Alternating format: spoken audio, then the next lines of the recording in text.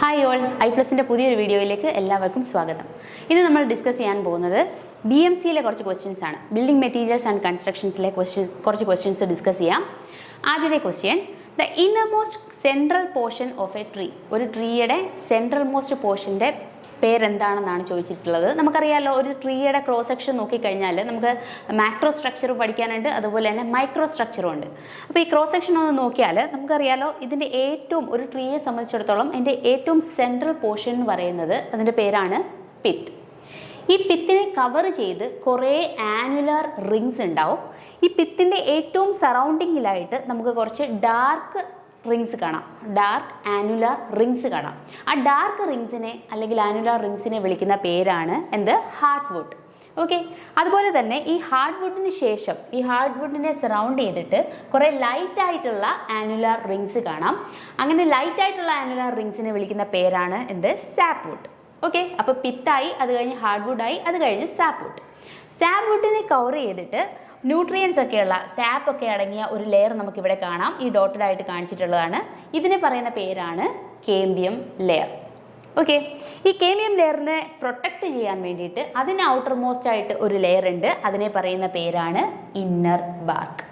Okay, ഈ inner ബാർക്കിനെ cover ചെയ്തുകൊണ്ട് പിന്നെ വരുന്ന ഔട്ടർ ലെയറിനെ പറയുന്ന പേരാണ് ഔട്ടർ ബാർക്ക്. ഓക്കെ, അപ്പോൾ ഇത്രയും സ്ട്രക്ചേഴ്സ് ആണ് ഒരു മാക്രോ സ്ട്രക്ചർ നോക്കിക്കഴിഞ്ഞാൽ നമുക്ക് കാണാൻ പറ്റുന്നത്.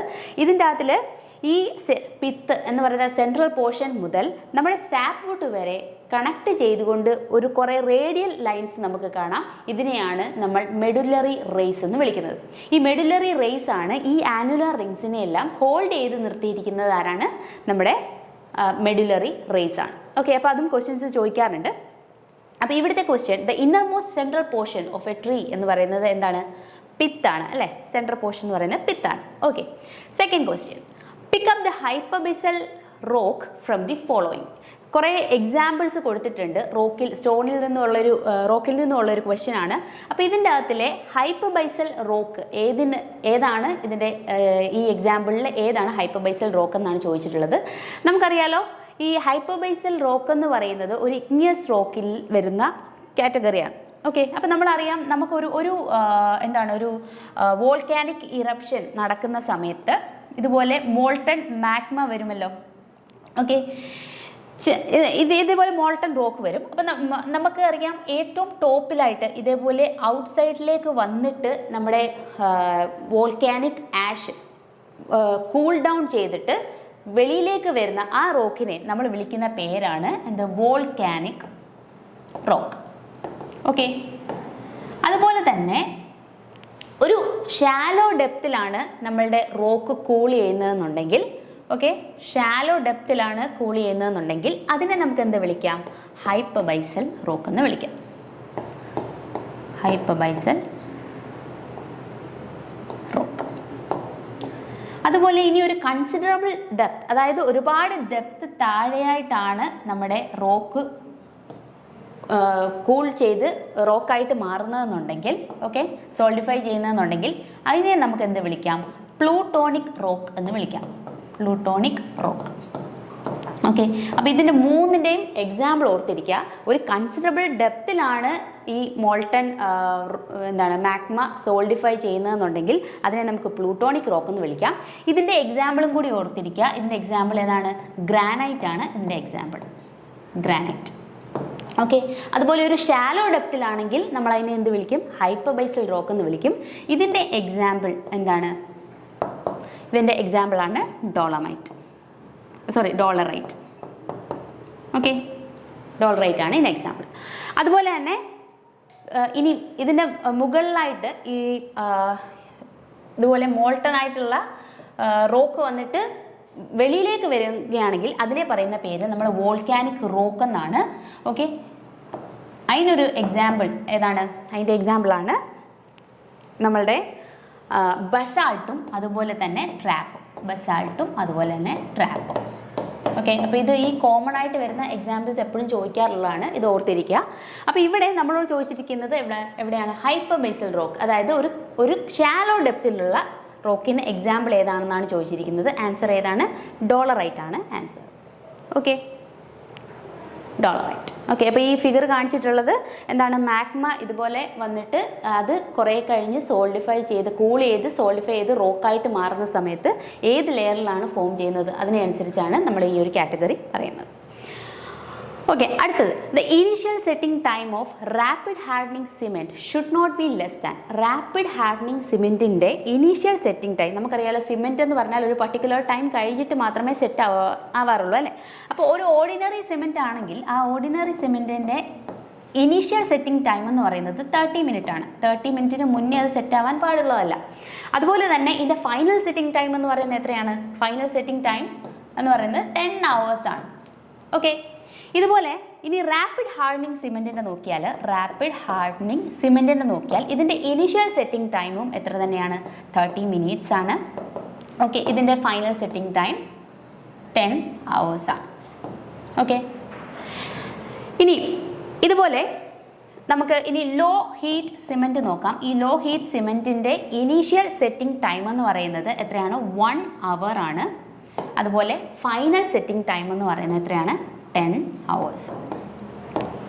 ഓക്കെ, ഇനി നമുക്കൊരു അടുത്ത കാറ്റഗറിയും കൂടെ നോക്കാം. ക്യുക്ക് സെറ്റിംഗ് സിമെൻ്റ് ഉണ്ട്. ക്യുക്ക്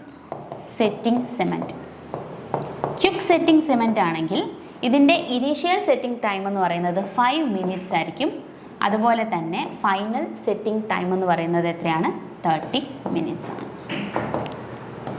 ഓക്കെ, അപ്പോൾ ഇത്രയും ഒന്ന് ഓർത്തിരിക്കുക. അപ്പോൾ ഇവിടെ പറഞ്ഞിട്ടുള്ള എന്താണ്? റാപ്പിഡ് ഹാർഡനിങ് സിമെൻ്റ് ആണ് അല്ലേ. ഇതിൻ്റെ ഇനീഷ്യൽ സെറ്റിംഗ് ടൈം എന്ന് പറയുന്നത് should not be less than 30 minutes ആണ് ആൻസർ. ഓക്കെ, ഇനി അടുത്ത question. The lime which is obtained by calcination of pure limestone. Pure ലൈംസ്റ്റോണിൻ്റെ കാൽസിനേഷൻ സംഭവിച്ച് ഉണ്ടാകുന്ന ഏത് ലൈം ആണെന്നാണ് ക്വസ്റ്റ്യൻ. അപ്പോൾ നമുക്കറിയാലോ കാൽസിനേഷൻ എന്ന് പറയുന്ന പ്രോസസ്സ് എന്താണ്? കാൽസിനേഷൻ എന്ന് പറയുന്ന പ്രോസസ്സ് അതായത് നമ്മുടെ ലൈം ഉണ്ടാകുന്ന എങ്ങനെയാണ്? നമ്മുടെ ലൈംസ്റ്റോണിന് വളരെ ഇതായിട്ട് ഹീറ്റ് ചെയ്ത് കഴിയുമ്പോഴാണ് ലൈം ഉണ്ടാകുന്നത്. അപ്പോൾ അതിൻ്റെ ഇക്വേഷനൊക്കെ നമ്മൾ പഠിച്ചാണ്. CaCO3 ലൈംസ്റ്റോൺ ആണ്. ഇതിനെ ഹീറ്റഡ് ടു റെഡ്നെസ് നമുക്ക് എന്തൊക്കെ പ്രോഡക്ട്സ് കിട്ടും? CaO + CO2. ഓക്കെ, ഈ CaO ആണ് എന്താണ്? ലൈം എന്ന് പറയുന്നത്. ഓക്കെ, ഇനി നമ്മളിവിടെ എടുക്കുന്ന കേസിൽ നമ്മുടെ ലൈംസ്റ്റോൺ എന്ന് പറയുന്നത് പ്യുവർ ഫോമിലാണ്. പ്യുവർ ലൈംസ്റ്റോൺ ആണെന്നുണ്ടെങ്കിൽ നമുക്ക് കിട്ടുന്ന പ്രോഡക്റ്റ് എന്ന് പറയുന്നത് എന്താണ്? ക്യുക്ക് ലൈമാണ്. ഓക്കെ, ഈ ലൈമിൻ്റെ തന്നെ ക്ലാസിഫിക്കേഷൻ പറയുന്നുണ്ട്. ലൈമിൻ്റെ ക്ലാസിഫിക്കേഷൻ എന്തൊക്കെയാണ് പറഞ്ഞത്? ഫാറ്റ് ലൈം, അതുപോലെ ഹൈഡ്രോളിക് ലൈം, അടുത്ത ഒരു കാറ്റഗറി മൂന്നാമത്തെ എന്താണ്? പോർ ലൈം. ഈ 3 ലൈമിലെ ഏറ്റവും പ്യുവറസ്റ്റ് ആയിട്ടുള്ള ലൈമാണ് എന്താണ്? ഫാറ്റ് ലൈം എന്ന് പറയുന്നത്. ഓക്കെ, അപ്പോൾ ഈ ക്വസ്റ്റ്യൻ ചോദിച്ചിട്ടുള്ളത് എന്താണ്? ഇതിനകത്തിലെ lime which is obtained by calcination of pure limestone എന്ന് ചോദിച്ചിട്ടുണ്ട്. ഇവിടുത്തെ ആൻസർ എന്താണ്? Fat lime. ബാക്കി ഉള്ളതിൽ ഇതിൽ ഇമ്പ്യൂരിറ്റീസ് വരുന്നുണ്ട്. അതുപോലെ ഏറ്റവും കൂടുതൽ ഇമ്പ്യൂരിറ്റീസ് വരുന്നത് പുവർ ലൈമിലാണ്. ഗ്രേറ്റർ ദാൻ 30% ക്ലേ വരുന്നുണ്ട്. ഓക്കെ, അപ്പോൾ ഈ ഫാറ്റ് ലൈമാണ് നമ്മുടെ ഇവിടുത്തെ പ്യുവറസ്റ്റ് ഫോം. വൈറ്റ് വാഷിങ്ങിനൊക്കെ യൂസ് ചെയ്യുന്നത് ഈ ഫാറ്റ് ലൈമാണ്. ഓക്കെ, അടുത്ത last question. The wooden planks or boards fixed on the gable end of a roof എന്താണ്? Eaves board, barge board, ridge piece, അതുപോലെ ബാറ്റൺസ്.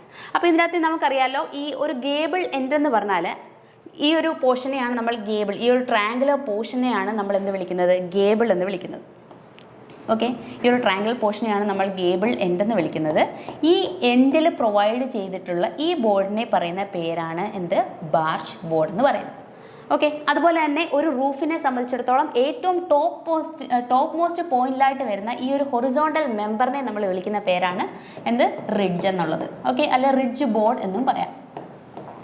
ഇതിൻ്റെ പ്രത്യേകത എന്താണ്? നമ്മുടെ റാഫ്റ്റേഴ്സിനെ, ഇൻക്ലൈൻഡ് ആയിട്ടിരിക്കുന്ന റാഫ്റ്റേഴ്സിനെ ടോപ്പ് മോസ്റ്റിലായിട്ട് കണക്ട് ചെയ്യാൻ വേണ്ടിയിട്ടാണ് റിഡ്ജ് ബോർഡ് കൊടുത്തിട്ടുള്ളത്.